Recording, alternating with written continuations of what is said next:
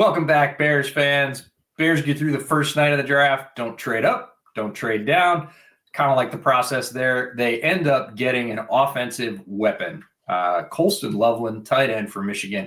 We're going to talk a little bit about the scenario that set that up so that it could happen. And then we'll talk a little bit about the player, and we'll get you out of here because we know you're excited for day 2 of the draft. But Ciaran, take us through how the Bears ended up selecting Colston Loveland at 10 overall. Yeah, the chaos started when obviously the Jacksonville Jaguars decided they want to trade absolutely everything and go up and get Travis Hunter, which, look, that's good move for them.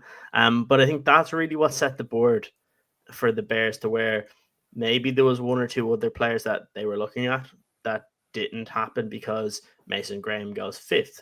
And then suddenly I think the wind goes out of everybody's sail when Ashton Genty gets picked 6th. And then it was just offensive line. And obviously you get Membu goes, Tet goes at number 8 to Carolina Panthers. And then everybody was thinking, is it going to be Tyler Warren or is it going to be Kelvin Banks that goes to the Bears? Kelvin Banks goes number 9, which I think we said in our live stream just this past week. And then everyone's expecting Tyler Warren, myself included.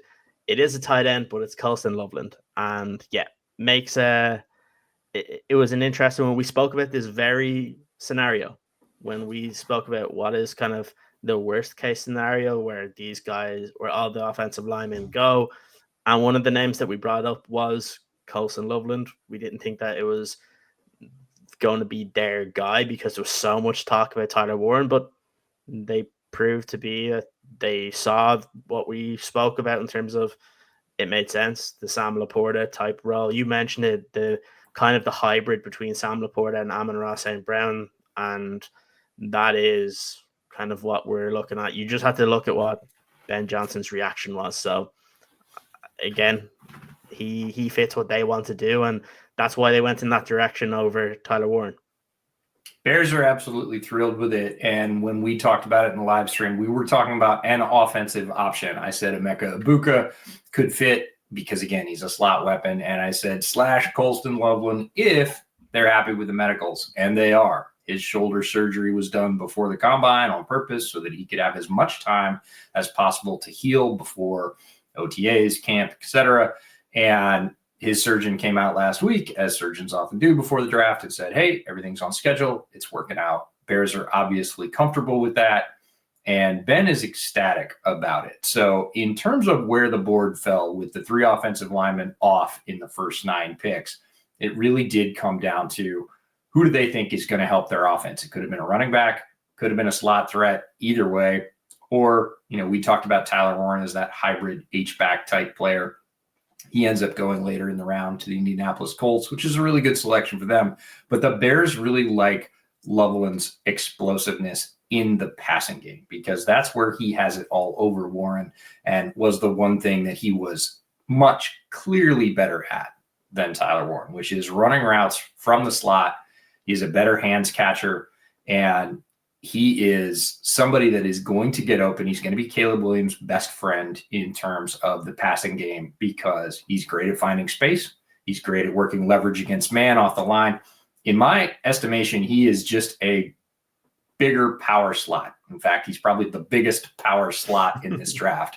And that's not a backhanded compliment. That is high praise. He is exceptionally good at that role. And he will take some of the targets that Sam Laporta took, but he will also take some of the targets that Amon-Ra St. Brown took. For everybody saying, oh, the second tight end in Ben's offense only did this. The second tight end in Ben's offense in Detroit does not have the skills that Colston Loveland does. So he's going to adapt the offense to the skills of the players he's got. Loveland, 6'6", 248, has a frame to add more weight as well. He's probably going to end up somewhere around 255 if I had to guess. That won't impact his speed or explosiveness. Again, those very long arms, great catch radius, good eyes for the quarterback, understands. He's not one of those tight ends that just kind of stands there when things hang up. Very good speed. He's not a tremendous yak threat with moves. He didn't break a lot of tackles. He's not really a jukey type guy. It's more speed. If he's running away from man coverage in a crossing route, he can continue and get yak that way and does. And certainly If you have reservations about what Colston Loveland is good at or what he's capable of, go back to the 2023 tape when he was playing with McCarthy. Once McCarthy left, that passing offense at Michigan was severely impacted. It wasn't that Colston Loveland wasn't getting open anymore. He was, but the quarterback wasn't hitting him. So it's not as if his skills declined. He has everything this offense needs to lean on as a very solid second or third option in the passing game. And he's going to be a primary target. I would estimate that he'd end up his rookie season with 50, maybe 60 catches. And that is a featured role in Ben Johnson's offense. And they wouldn't have picked him this high if they didn't think he was going to be that guy. Yeah, absolutely. The one thing that we always talk about when we talk about the receivers is the hands catching, right? Like the Bears and the media made it a very key point over the last 24 hours to talk about his upbringing in Idaho and how he put together kind of fences and all that, and kind of trying to bring that back to football and how strong his hands are. And look, that's what you do want, because you want guys that, especially someone with his catch radius, where they're going to have their arms away from their body to try and kind of bail out a quarterback when sometimes they're under pressure and they just kind of lob one up. Like, he's able to make those plays. Like you said it, you don't even have to go back too far. Just go back and watch the national championship game. Like, some of the catches that he was making in the most important game of his career, and he was excelling. I think he had the most amount of yards of any tight end or receiver in that game, and you could tell why JJ trusted him so much, and that's what you're banking on this time as well with Caleb. Caleb didn't have that kind of safety net because Cole Kmet wasn't being put as part of a key part of the offense. And look, they're taking Colston Loveland because they know exactly how to use him. They know exactly what role he's going to play. He is going to be that guy that's going to be the safety net. He's going to be able to get open. But again, that catch radius, the athleticism to be able to shift his body to make those all-important receptions. And those are the things you want. The other thing that we always say is, yes, you need the scheme fit, but you also need the cultural fit. You only have to listen to, you can look at interviews, you can look at the way he speaks about Michigan and kind of his team, and you could tell he was one of the leaders of the offense there. And that's what you're trying to build here, because we spoke about how there was too many captains on the Bears last year and not enough leaders. This is a guy you're bringing in at 21 years of age, just recently, and he just turned 21. So he still has a long way to go in his development. And he fits exactly what you're looking for in the style of football player that you want to add to this team. It's something we spoke about prior to free agency. You want to get guys that are going to fit what Ben Johnson wants to do. Colston Loveland is that to a T, both in terms of him as a player. You mentioned it, the hybrid between the Amon-Ra St. Brown and the Sam Laporta. But the guy, what he's going to bring to the offense, what he's going to bring to the locker room.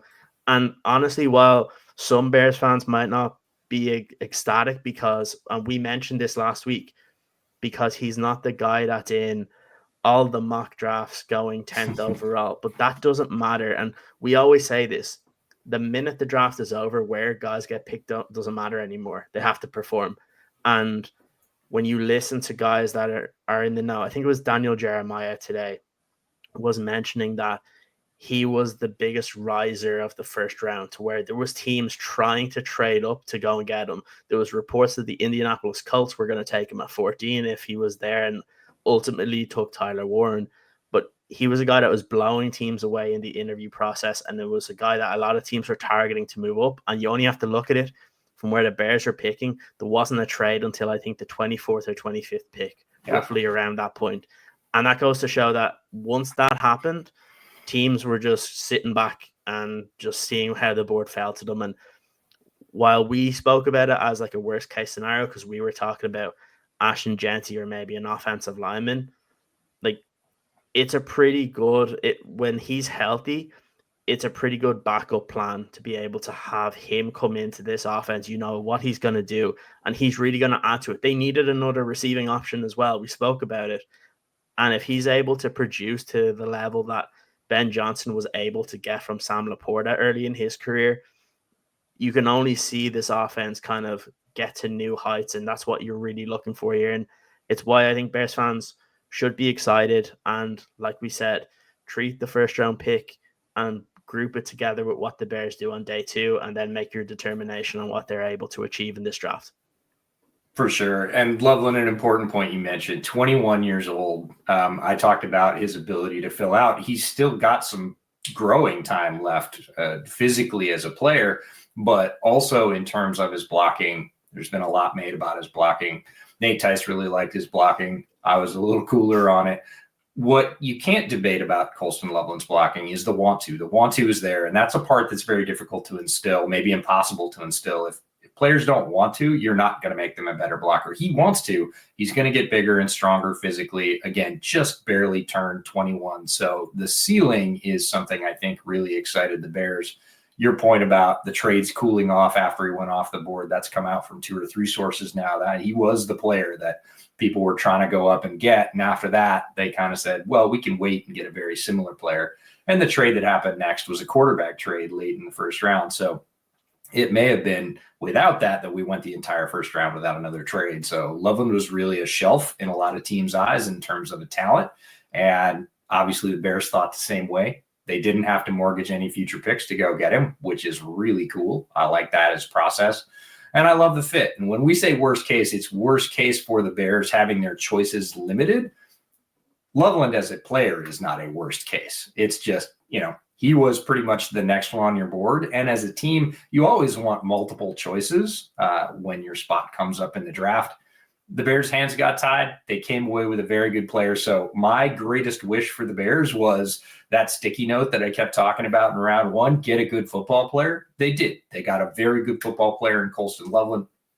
We'll be bringing you information about all the rest of the Bears picks, day 2 on the way, and of course, day 3 as well. But we wanted to get this one on deck, talk about the Bears' first selection. Ben Johnson's first selection as a head coach, always meaningful, and I think it fits exactly with what he and the Bears want to do. So keep it locked in here. We will talk to you for the rest of the draft, tell you what the Bears are up to and what they managed to get, especially today with 39 and 41. Those are very valuable picks, and we will be here for you throughout the entire thing. Thanks for watching.